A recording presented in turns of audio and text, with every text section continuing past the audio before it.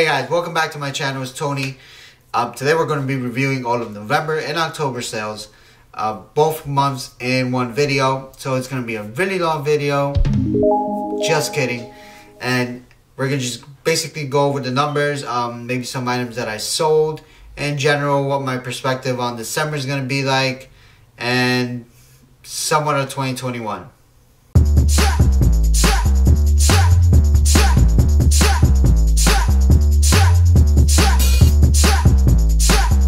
Alright guys, so for October, I basically bought a new palette, and that pretty much sets up the rest of the year and the beginning of Q1 of 2021 and what that's going to look like.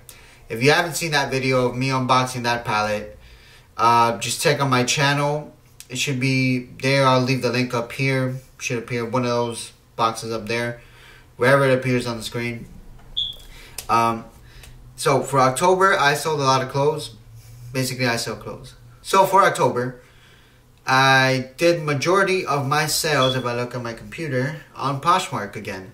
And that's because eBay, I'm still at below average. I called eBay and I tried to get it out of below average by disputing some of that stuff, but it seems as though they're playing hard to get or hardball with me. So it's going to be a while. I might have to wait till January of 2021. But no biggie, Poshmark has been good to me. All of my sales, majority of my sales have been through Poshmark anyway. So let's explore the lowest ranking sales platform that I had this month, which is Mercari. So Mercari for me has been sort of like the extra money platform. It's the platform where I sell some extra stuff, or sometimes some sneakers and valuables, or some collectible stuff that people like to buy, like Star Wars figures, Jordans, and maybe some shirts here and there, and some jeans, especially skinny jeans. I still have a few left from Everlane, but overall, those Everlane jeans, they took a while to sell. The Page jeans sold faster, but my Everlane skinny black jeans, they are now consistently selling. So for Mercari, I did 11 transactions. Let's see, it's like $693 in sales, $84.78 in Mercari fees. I've only paid $3.49 in shipping. I did free shipping on only one item. So net earnings overall was $604.73 for the month of October. Like I said, most of it was, I think, a sneaker, some jeans, and some shirts that I sold. That's pretty much it for Mercari. So I've only did 11 transactions. Not that bad, not that shabby. It's kind of like extra money coming in from another platform. Now, cash-wise, I only did $41, so that's not that bad. I didn't really go out for the month of October to go sell because most of my stuff was new and flea markets weren't that kind to me that month, so I pretty much stayed home to list. So for eBay, in the month of October, we did 14 transactions. They totaled for $1,184.12. eBay fees that month were $150.22. My PayPal fees were $47.98. I still do not have managed payments because eBay has not sent me that link, or I guess hasn't invited me to do so yet. I don't know if I want to because of some issues I'm hearing on its testing. So if they don't yet, it might not be that bad of a thing because managed payment is still going through its beta phase. So hopefully when they fix a few bugs here and there, then eBay will send me that invite and I can join on when everything's resolved. Let's see, so shipping wise, I did free shipping that totaled out to $169.15. And a bit about my numbers. In my eBay, my gross sales, I include the shipping that the customer pays, and then I deduct the shipping away that I pay, supposedly. That way I get an accurate number of how much I'm getting back. It's an easier way for me to track numbers. It won't get overly complicated doing the calculation how much I did at the end. So my net earnings from eBay was $816.77. Not that bad. For 14 transactions. They were mostly bigger transactions, bigger items, or high valued items that I was selling. As for Poshmark, I did 32 transactions, and the weird thing is I did $1,262 in gross sales. Fees, I did $253.95 in fees. Poshmark's free shipping discounts that I gave was $42.53, and I netted $965.52.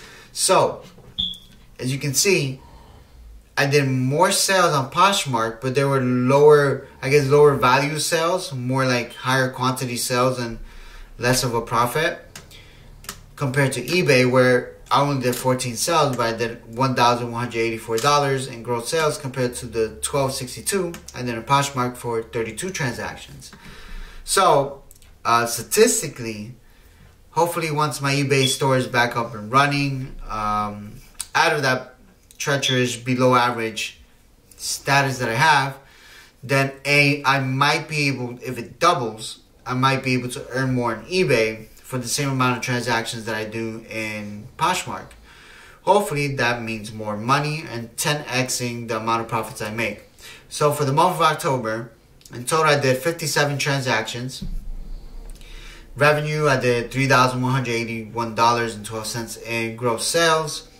In between all the fees from every platform was $539.93. Shipping costs, discounts and stuff that I paid out, $215.17. And that, my gross earnings, well, before everything I discount like quarterly payments, expenses and whatnot, was $2,425.02. And so that's basically what my net profit would be before I do subscriptions to Perfect Listing, Perfect Listing, utilities that I pay for, Uline shipping, materials and whatnot. So subscription wise, I only had a Perfect Listing, which is $69. It helps out a lot. Perfect Listing actually has been helping out a lot. So if you guys want to check them out, you can. Office utilities, like let's see, I had to buy a cartridge. Uline shipping supplies, it came out to $229.47, so that's not that bad. I do buy my boxes off of Uline because I can measure my boxes. They usually come in and I package it up real nice. Shipping supplies is something that I'm keen on buying because I want to actually have a nice packaging, nice system of selling things. I don't want to go hunting out for boxes because sometimes I don't have the time. So it's more of a time constraint really than an actual not spending money or being conservative about money. So to me, if I save some time actually buying the boxes, then so be it. Alright guys, so for the month of November, it went a little better. I ended up in overview selling a little bit more items, but at a lower value. So it wasn't that much of an increase in the amount of sales that I had, but at the end it was more than November, so more than October, I'm sorry, so that's a good thing. So for November, my worst performing platform again was Mercari. Like I said, my kind of like my little side platform where I sell little items and make something, some little extra cash. For that month, I only had 13 transactions, $368 in gross sales. My Mercari fees was $48.38. I did shipping, $19.58. And my net earnings for Mercari were $300.04. So that's not that bad for Mercari. Cash sales, I did go out and sell in flea markets because I had a little bit more items to sell, like gloves, scarves, some winter socks, like little cozy socks from Free Press. So I had something to sell, right? Cash sales, I did $697. I had $109.24 of cash expenses. That includes food, gas, paying money for my dad's car. So total is $587.76. That's how much I made in net profits after expenses. And the second performing trend, performing in amount of, I'm actually transactions, because if I do it based off gross sales, then eBay was the best performing gross sales platform regardless of the amount of things that I sold. So we're going to rank it that way actually. For Poshmark, I did 33 sales, $929 in sales, in gross sales. So it was less than last month. $188.25 in gross fees, $36.99 in shipping discounts, for a total of $703.76 in net sales. Now, for eBay, I only did 18 sales, but my gross sales was $1,241.01. Now, I sold higher value products like suits and whatnot, so that's why I was able to earn more money. So eBay fees were $161.09.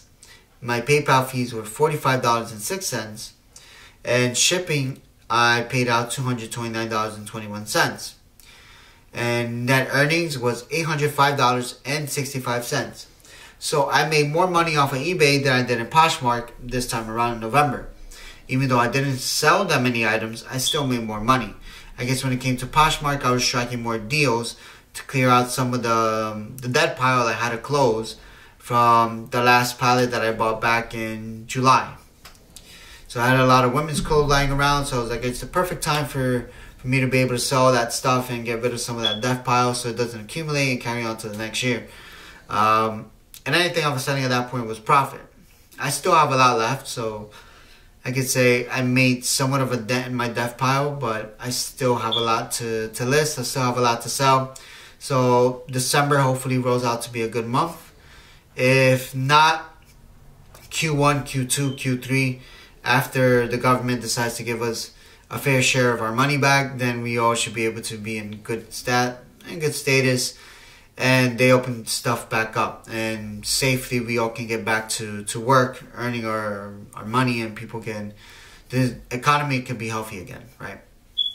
So my prediction for December is, since this whole virus thing, I sort of may predict, and it may occur since I'm making this video, that December could actually be quite a mess, and people will sell, but I predict a big mess when it comes to shipping. And I'll probably do a video on advice on how to protect yourself as a seller and how to proceed as a buyer, maybe if you're buying stuff, so that way you don't lose out money, and at the same time you don't lose out on the item that you're buying, and you don't screw your seller over. So I think December might be a good month for sales, last minute sales online, since mostly stuff in some states things are going to be closed down, so everybody's going to want to buy online. Some people don't feel safe buying in person. I could be wrong too. People can go to the malls, they jam pack it anyway, or they could just buy online. I don't know. So let's see how December goes. Hopefully it goes really well for everybody. As of for October, November, both great months. I made a decent amount of money. I guess right now I'm just happy that I'm making the amount of money I'm making to replace what was my old job, which was working part-time at McDonald's. So I no longer have to work part-time anywhere just to make a living or to survive. I could just basically work from home, buy liquidated items, sell it, and make some cash. And the one thing that this taught me, though, if you guys, sorry, carrying on, but the one thing that this taught me is I actually now buy stuff from resellers, because I relate.